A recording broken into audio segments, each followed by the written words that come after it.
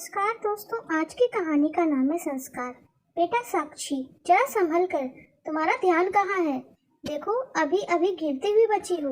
अगर गलती से तुम टकरा जाती, देखो सामने दीवार से तुम्हारा सर टकरा जाता, और अगर निशान पड़ जाता तो इतना सुंदर सा चेहरा बिगड़ जाता। कभी कभी फोन से भी नजर हटा लो बेटा, ना जाने आजकल के बच्चों को क्या हो गया है। रास्ते में गाड़ी और तो और ट्रेन में हर जगह फोन पे ही नजर रहती है, ना जाने देश का भविष्य किस ओर जा रहा है। सुनीता जी अपनी पोती साक्षी से कह रही थी। साक्षी ने पहले इधर उधर देखा, फिर बोली, दादी आपको टोकना जरूरी था, अभी मैं गिर जाती तो। कितनी बार कहा है मुझे टोका मत करो, मुझे पता है किधर चलना है और ऐसे भी नहीं गिरती, पर आपके टोकने से जरूर गिर जाती हूँ। सही कहती है मम्मी, आप अपने काम से मतलब नहीं रखती हो, हर किसी के मामले में टांग अड़ाते रहती हैं। कोई काम नहीं रहता तो जाकर अपने कमरे में क्यों नहीं बैठती हैं? साक्षी की आवाज सुनकर उसकी माँ प्रतिभा आई और बोली, बेटा साक्षी तुम आ गई, और ये क्या घर में आते ही नाराज? मेरी राजकुमारी को किसने नाराज कर दिया? साक्षी बोली, मम्मा दादी को समझा लो, मुझे बात बात पे नतीजत ना दे, और इनकी वजह से अभी मैं गिरते गिरते बची हूँ। सोच लो, अगर मेरा सर फट जाता तो क्या आपकी राजकुमारी को कोई ढंग का राजकुमार मिलता? प्रतिभा सुनील जी की तरफ देखते हुए बोलती है। सुनीता जी कुछ बोलना चाहिए तो प्रतिभा ने पहले उन्हें चुप कर दिया और बोली, मम्मी जी आप ये कहेंगी आपने तो साक्षी को बचाया, पर मैं अच्छे से जानती हूँ, पूरे दिन घर में इधर उधर घूमती फिरती हैं, आपकी बातों को बनाती कम बिगाड़ती ज्यादा है। अब आप अपनी दलील अपने पास ही रखिए। चलो बेटा जाओ, तुम अपने कमरे में ही जाके आराम करो, इनका तो रोज का यही काम है, बस घर के माहौल को खराब करना है। इतना कहकर प्रतिभा भी बेटी के साथ चली गई। सुनीता जी का बेटा राजीव दफ्तर से लौटा ही था कि बाहर सबकी आवाजें आ रही थी। जैसे ही वो घर के अंदर आया और बोला, माँ ये घर से इतनी तेज आवाज क्यों आ रही थी, अब क्या हुआ? सुनीता जी बोली, बेटा मैंने कुछ नहीं किया, वो तो बस साक्षी फोन देखते हुए चल रही थी और मैंने उसे टोक दिया। भगवान का शुक्र है कि उसे चोट नहीं लगी, पर बहू तो उल्टा मुझ पर ही इल्जाम लगा रही है।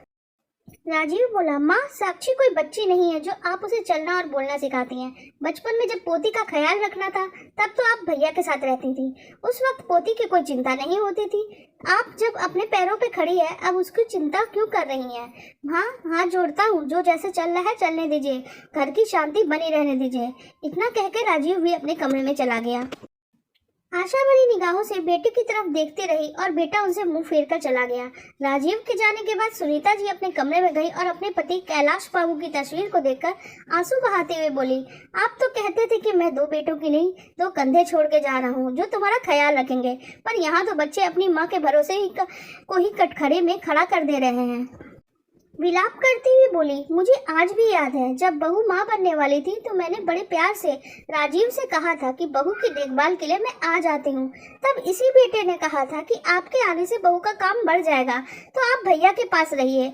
जिस माँ की हर बात में बचपन से पहले भरोसा था, वही माँ आज सबके घेरे में है। ये कैसी विडम्बना है? इतना कहते हुए सुनीता जी रोने लगी। तभी सुनीता जी का फोन बजा और उनका बड़ा बेटा संजीव बोला, माँ कैसी है? ज्यादा ठंड तो नहीं पड़ रही?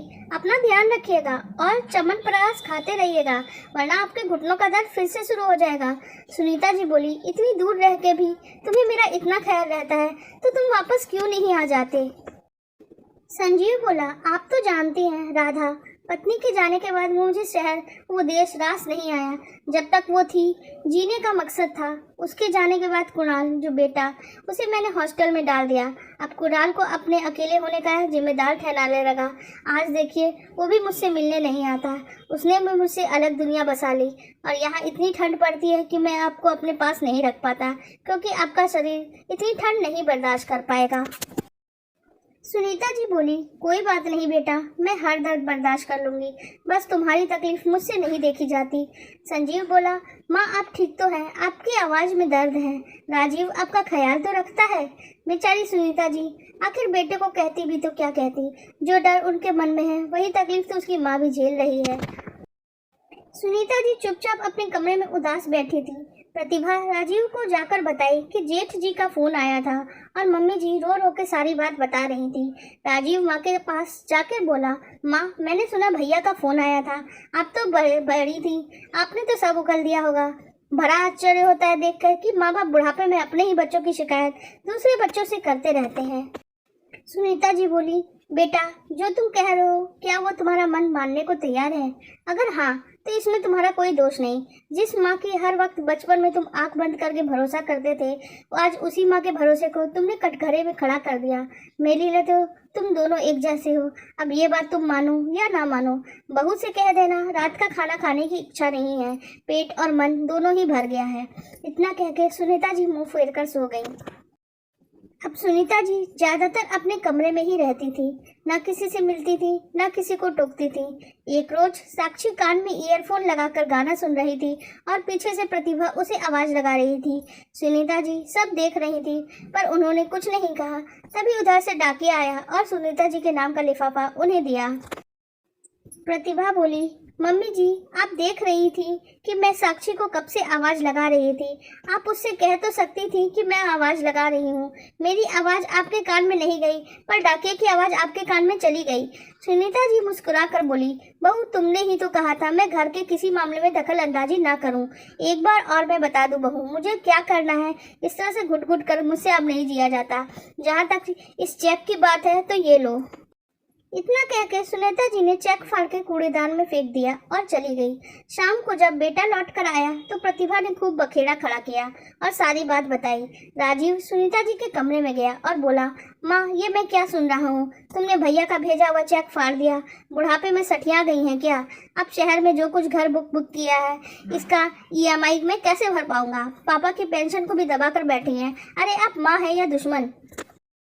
प्रतिभा जी उठकर खड़ी हो गई और बोली, बस बहुत हुआ। पहली बात, तुम जिस घर में खड़े होकर बोल रहे हो ना, वो मेरे पति का है। दूसरी बात, पति की मृत्यु के बाद उसकी पेंशन उसकी पत्नी का सहारा होता है, ना कि बेटे के परिवार का। अब उसके पेंशन से ही मेरा गुजारा हो जाएगा। प्रतिभा आगे बढ़कर बोली, मम्मी जी आपको हो क्या गया है? जैसे जैसे उम्र बढ़ रही है आपका दिमाग लगता है काम करना बंद कर दिया है। सुनीता जी बोली, मैंने 2 बेटे पैदा किए तो कोई तो सहारा बनेगा। तुम सोचो, तुमने अपनी बेटी को क्या शिक्षा दी है? ना कि बड़ों से बात करने की तमीज है, ना अपने परिवार में मान सम्मान की कोई चिंता है। आगे चलकर तुम क्या करोगी? इतना कहकर सुनीता जी अपने कमरे में चली गई। दोनों पति पत्नी एक दूसरे को देख ही रहे थे, तभी उधर से साक्षी आई और बोली, पापा आज मैं शॉपिंग के लिए गई तो मेरे कार्ड में पैसा ही नहीं है। बताओ मेरे दोस्तों के सामने कितनी बड़ी बेइज्जती हो गई। ध्यान से मेरे अकाउंट में पैसे डाल देना। इतना कहकर साक्षी अपने कमरे में चली गई। हैरानी से बेटी की तरफ देख रही थी प्रतिभा। बोली, आप उसे छोड़िए, ये सोचिए अब फ्लैट का पैसा हम कैसे भरेंगे। राजीव बोला, तुम्हें पैसों की पड़ी है, हमारा भविष्य कहाँ बिगड़ता हुआ दिख रहा है तुम्हें? उसकी चिंता नहीं। प्रतिभा बोली, आप कहना क्या चाहते हैं? राजीव बोला, अब सुनने कहने को बचा क्या है, माँ सही कहती हैं। हम पैसे बटोरने में रह गए और एक बेटी को संस्कार तक नहीं दे पाए।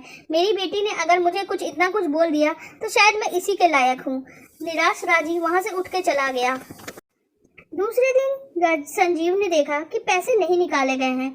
उसने माँ को फोन किया और माँ ने सारी घटना बताई और कहा, अगर माँ की चिंता है तो अपनी यादों से बाहर निकलो और अपने देश लौट आओ। इधर एक रुख साक्षी ने प्रतिभा को भी खूब खरी खोटी सुनाई। उस दिन सुनीता जी के सब्र का बांध टूट गया और साक्षी को एक थप्पड़ लगा दिया और बोली, अभी इन बूढ़े बुढ़ियों में हड्डियों में इतनी ताकत है कि अपने टूटे हुए घर को संभाल सकती है। अगर यही सब करना है तो अपने बलबूते पे कहीं और जाके करो। मेरे घर में बड़ों का अपमान नहीं किया जाता है। दोबारा से अगर तुम्हारी ऊंची आवाज मैंने सुनी तो तुम्हारे माँ बाप के साथ तुम्हें भी घर से निकाल दूंगी। अब मुझे बच्चों का मोह नहीं। जिन बच्चों ने मुझ पर भरोसा नहीं, मुझे उनके साथ रहना भी नहीं। इससे अच्छा तो मैं अकेली ही रह लूं। इतना कहकर सुनीता जी घर से बाहर टहलने के लिए निकल गई। रात में प्रतिभा ने राजीव को सारी बात बताई। राजीव बोला, गलती कहीं ना कहीं मेरी ही है, जो माँ के दिए हुए शिक्षा से मैं भटक गया था, इसलिए तो अपनी बेटी को भी सही संस्कार नहीं दे पाया। माँ जो कर रही है उसके भविष्य के लिए ठीक कर रही है।